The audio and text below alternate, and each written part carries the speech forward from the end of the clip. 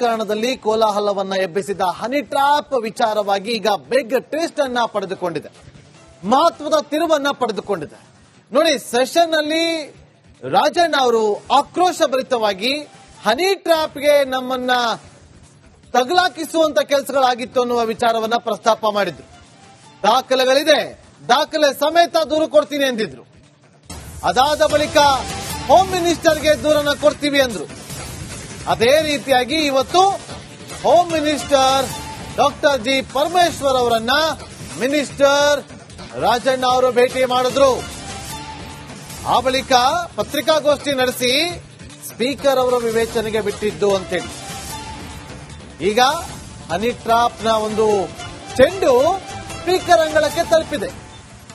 ಯಾವ ರೀತಿ ತನಿಖೆ ಆಗಬೇಕು ಅಂತೇಳಿ ಚರ್ಚೆಯನ್ನ ಮಾಡ್ತೀವಿ. ನನಗೆ ದೂರು ಕೊಡಲು ಬರಲ್ಲ, ಠಾಣೆಗೆ ದೂರು ಕೊಡಬೇಕು. ಈಗ ಹೇಳೋ ಮೂಲಕ ಗೃಹ ಸಚಿವರಾಗಿರುವಂತಹ ಡಾಕ್ಟರ್ ಜಿ ಪರಮೇಶ್ವರ್ ಅವರು ಸೈಲೆಂಟ್ ಆಗಿದ್ದಾರೆ.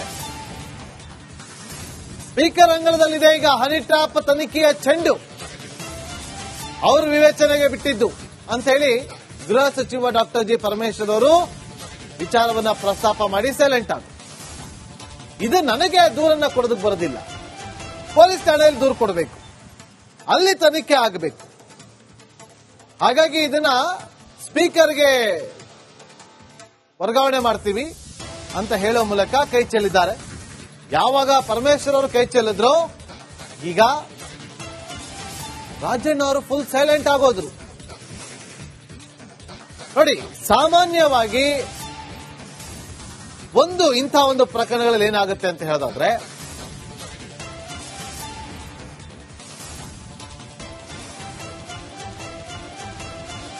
ನೋಡಿ, ಸಾಮಾನ್ಯವಾಗಿ ಒಂದು ಹನಿ ಟ್ರಾಪ್ಗೆ ಯಾರಾದ್ರೂ ಒಳಗಾಗಿದ್ದಾರೆ ಅಂತಂದ್ರೆ, ಹನಿ ಟ್ರಾಪ್ ಯಾವಾಗ ಆಗುತ್ತೆ, ಯಾವುದೋ ಒಂದು ಹುಡುಗನ ಜೊತೆಯಲ್ಲಿ ಇರುವಂತಹ ಒಂದು ವಿಡಿಯೋವನ್ನ ಇಟ್ಟುಕೊಂಡು ಬ್ಲಾಕ್ ಮೇಲ್ ಮಾಡೋದಕ್ಕೆ ಅಂತೇಳಿ ತಂತ್ರಗಾರಿಕೆಯನ್ನ ಮಾಡಿದಾಗ ಆ ವ್ಯಕ್ತಿ ಹೋಗಿ, ಯಾರು ಹನಿ ಟ್ರಾಪ್ ಅಲ್ಲಿ ಸಿಕ್ಕಾಕೊಂಡಿರ್ತಾರೋ ಅವ್ರು ಹೋಗಿ ಸಂಬಂಧಪಟ್ಟಂತ ಸ್ಥಳೀಯ ಪೊಲೀಸ್ ಠಾಣೆಯಲ್ಲಿ ದೂರನ್ನ ಕೊಡಬೇಕು.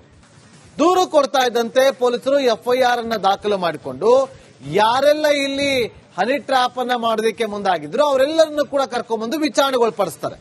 ವಿಚಾರಣೆಗೊಳಪಡಿಸಿದ ಬಳಿಕ ಯಾರು ದೂರನ್ನ ಕೊಟ್ಟಿರ್ತಾರಲ್ಲ ಅವ್ರ ಹತ್ರ ಕೂಡ ಹೇಳಿಕೆಯನ್ನ ಪಡ್ಕೊಳ್ತಾರೆ, ಸ್ವಇಚ್ಛೆ ಹೇಳಿಕೆಯನ್ನ ಪಡೆದುಕೊಳ್ತಾರೆ. ಅದಾದ ಬಳಿಕ 161 ಸ್ಟೇಟ್ಮೆಂಟ್ ಪಡ್ಕೊಳ್ತಾರೆ ಸ್ಟೇಷನ್ ಅಲ್ಲಿ. ಆ ಹೇಳಿಕೆಯನ್ನ ಆಧರಿಸಿ ತನಿಖೆಯನ್ನ ಮಾಡ್ತಾ ಹೋಗ್ತಾರೆ. ಇವ್ರು ಹೇಳಿಕೆಯನ್ನ ಕೊಡಬೇಕಾದ್ರೆ ಇವ್ರ ಹತ್ರ ಏನೆಲ್ಲ ದಾಖಲೆಗಳಿರುತ್ತೆ ಆ ಎಲ್ಲಾ ದಾಖಲೆಗಳನ್ನ ಕೂಡ ಪೊಲೀಸರು ಕೊಡಬೇಕು. ಆದ್ರೆ ಇಲ್ಲಿ ಇದಾಗ್ತಾ ಇಲ್ಲ. ಹನಿ ಟ್ರಾಪ್ ಮಾಡ್ತಿದ್ದಾರೆ, ಹನಿ ಟ್ರಾಪ್ ಮಾಡೋದಕ್ಕೆ ಯತ್ನ ಪಟ್ರು ಅಂತ ಹೇಳುತ್ತಾ ಸೆಷನ್ ಅಲ್ಲಿ ಆಕ್ರೋಶ ಭರಿತರಾಗಿದ್ದಂತ ಕೆ.ಎನ್. ರಾಜಣ್ಣ ಅವರು ಆ ಬಳಿಕ ನಾವು ಸಿಎಂ ಹೇಳಿದ್ದಕ್ಕೆ ನಾವು ಸೆಷನ್ ಅಲ್ಲಿ ಪ್ರಸ್ತಾಪ ಮಾಡಿದ್ದು ಅಂತ ಹೇಳಿದ್ರು. ಅದಾದ ಬಳಿಕ ನಾವು ಹೋಮ್ ಮಿನಿಸ್ಟರ್ ಅನ್ನ ಭೇಟಿ ಮಾಡ್ತೀವಿ ಅಂತ ಹೇಳಿದ್ರು. ಡಿಜೆ ಐಜಿಪಿಗೆ ದೂರನ್ನ ಕೊಡ್ತೀವಿ ಅಂತಂದ್ರು.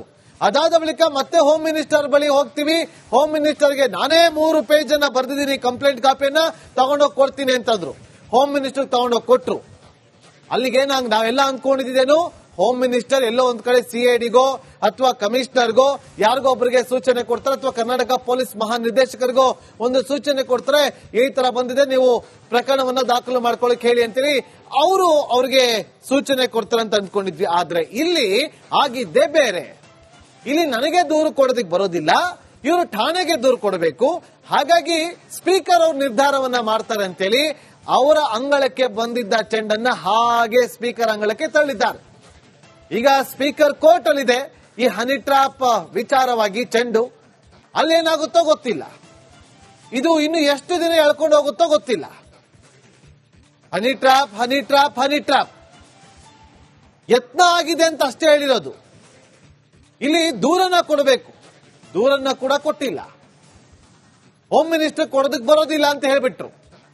ಈಗ ಸ್ಪೀಕರ್ಗೆ ಹೋಗಿ ಅವರ ಗಮನಕ್ಕೆ ತರ್ತಾರೆ. ಸ್ಪೀಕರ್ ಯಾವ ರೀತಿಯಾದಂತ ಒಂದು ಕ್ರಮಕ್ಕೆ ಸೂಚನೆ ಕೊಡ್ತಾರೆ ಅನ್ನೋದ್ರ ಮೇಲೆ ಈಗ ಬಹಳ ಕುತೂಹಲ ಕೇಳಿಸಿದೆ. ಸರ್, ಯಾರ ಮೇಲಾರು ಅಲಿಗೇಷನ್ ಮಾಡಿದಾರ ಅಥವಾ ಏನು ಅಪರಿಚಿತರು ಅಂತ ಏನಂತೆ ಸರ್? ನಾನು ಅದನ್ನ ಡಿಸ್ಕ್ಲೋಸ್ ಮಾಡಕ್ಕಾಗಲ್ಲ.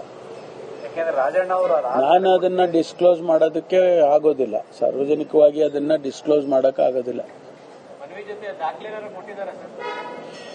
ನಾನು ಹೇಳಿದ್ನಲ್ಲ, ನಾನು ಅದನ್ನ ಯಾವುದನ್ನು ಡಿಸ್ಕ್ಲೋಸ್ ಮಾಡಕ್ಕಾಗಲ್ಲ. ಸರ್ ಯಾರ ಮೇಲಾರು ಅಲಿಗೇಷನ್ ಮಾಡಿದಾರಾ ಅಥವಾ ಯಾವುದೇ ರೀತಿಯ ಮನವಿಯನ್ನ, ಕಂಪ್ಲೇಂಟ್ ಅನ್ನ ಕೊಡೋದಕ್ಕೆ ಸಾಧ್ಯ ಆಗಿರಲಿಲ್ಲ. ಅವರು ಕೆಲಸದ ಪೂರ್ವ ನಿಯೋಜಿತ ಕೆಲಸಗಳ ಮಧ್ಯೆ ಅವರು ಯಾವುದೇ ರೀತಿಯ ರೆಪ್ರೆಸೆಂಟೇಷನ್ ಅನ್ನ ಕೊಡೋದಕ್ಕೆ ಸಾಧ್ಯ ಆಗಿರಲಿಲ್ಲ. ಇವತ್ತು ಅವರು ನನಗೆ ಮನವಿಯನ್ನ ಕೊಟ್ಟಿದ್ದಾರೆ. ವಿಧಾನಸಭೆಯಲ್ಲಿ ಪ್ರಸ್ತಾಪಿಸಿದಂತೆ ಅವರು ಮನವಿಯನ್ನ ಕೊಟ್ಟಿದ್ದಾರೆ. ಈ ಮನವಿಯನ್ನ ನಾನು ಸ್ವೀಕಾರ ಮಾಡಿದ್ದೇನೆ ಮತ್ತು ಇದಕ್ಕೆ ಮುಂದೆ ಏನು ಕ್ರಮ ತಗೊಳ್ಬೇಕು ಅನ್ನೋದರ ಬಗ್ಗೆ ಮಾನ್ಯ ಮುಖ್ಯಮಂತ್ರಿಗಳ ಜೊತೆಯಲ್ಲಿ ಚರ್ಚೆ ಮಾಡಿ ಅದಕ್ಕೇನು ಕ್ರಮ ತಗೋಬೇಕು ಅನ್ನೋದರ ಬಗ್ಗೆ ತೀರ್ಮಾನವನ್ನು ಮಾಡ್ತೇವೆ. ಯಾವ ಹಂತದಲ್ಲಿ ತನಿಖೆ ಆಗಬೇಕು. ಮತ್ತಷ್ಟು ಮಾಹಿತಿಯನ್ನ ಕೊಡೋದಕ್ಕೆ ನಮ್ಮ ಪೊಲಿಟಿಕಲ್ ರಿಪೋರ್ಟರ್ ಅಭಿಷೇಕ್ ಈಗ ನೇರ ಸಂಪ್ರದಾಯದಲ್ಲಿ ಕೋಲಾಹಲವನ್ನ ಎಬ್ಬಿಸಿದ ಹನಿ ಟ್ರಾಪ್ ವಿಚಾರವಾಗಿ ಈಗ ಬಿಗ್ ಟ್ವಿಸ್ಟ್ ಅನ್ನ ಪಡೆದುಕೊಂಡಿದೆ, ಮಹತ್ವದ ತಿರುವನ್ನ ಪಡೆದುಕೊಂಡಿದೆ. ನೋಡಿ, ಸೆಷನ್ ಅಲ್ಲಿ ರಾಜಣ್ಣ ಅವರು ಆಕ್ರೋಶಭರಿತವಾಗಿ ಹನಿ ಟ್ರಾಪ್ಗೆ ನಮ್ಮನ್ನ ತಗಲಾಕಿಸುವಂತ ಕೆಲಸಗಳಾಗಿತ್ತು ಅನ್ನುವ ವಿಚಾರವನ್ನ ಪ್ರಸ್ತಾಪ ಮಾಡಿದ್ರು. ದಾಖಲೆಗಳಿದೆ, ದಾಖಲೆ ಸಮೇತ ದೂರು ಕೊಡ್ತೀನಿ ಅಂತಿದ್ರು. ಅದಾದ ಬಳಿಕ ಹೋಮ್ ಮಿನಿಸ್ಟರ್ಗೆ ದೂರನ್ನ ಕೊಡ್ತೀವಿ ಅಂದ್ರು. ಅದೇ ರೀತಿಯಾಗಿ ಇವತ್ತು home minister doctor G Parameshwar ಅವರನ್ನ ಮಿನಿಸ್ಟರ್ ರಾಜಣ್ಣ ಅವರು ಭೇಟಿ ಮಾಡಿದ್ರು. ಆ ಬಳಿಕ ಪತ್ರಿಕಾಗೋಷ್ಠಿ ನಡೆಸಿ ಸ್ಪೀಕರ್ ಅವರ ವಿವೇಚನೆಗೆ ಬಿಟ್ಟಿದ್ದು ಅಂತೇಳಿ ಈಗ ಹನಿ ಟ್ರಾಪ್ನ ಒಂದು ಚೆಂಡು ಸ್ಪೀಕರ್ ಅಂಗಳಕ್ಕೆ ತಲುಪಿದೆ. ಯಾವ ರೀತಿ ತನಿಖೆ ಆಗಬೇಕು ಅಂತೇಳಿ ಚರ್ಚೆಯನ್ನ ಮಾಡ್ತೀವಿ. ನನಗೆ ದೂರು ಕೊಡಲು ಬರಲ್ಲ, ಠಾಣೆಗೆ ದೂರು ಕೊಡಬೇಕು.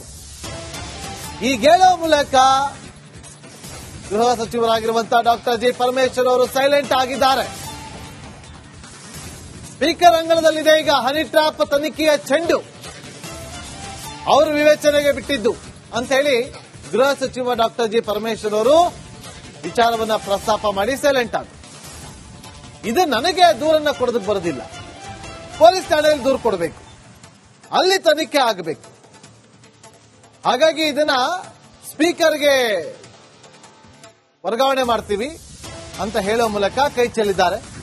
ಯಾವಾಗ ಪರಮೇಶ್ವರ್ ಅವರು ಕೈ ಚೆಲ್ಲಿದ್ರು, ಈಗ ರಾಜಣ್ಣ ಅವರು ಫುಲ್ ಸೈಲೆಂಟ್ ಆಗೋದ್ರು. ನೋಡಿ, ಸಾಮಾನ್ಯ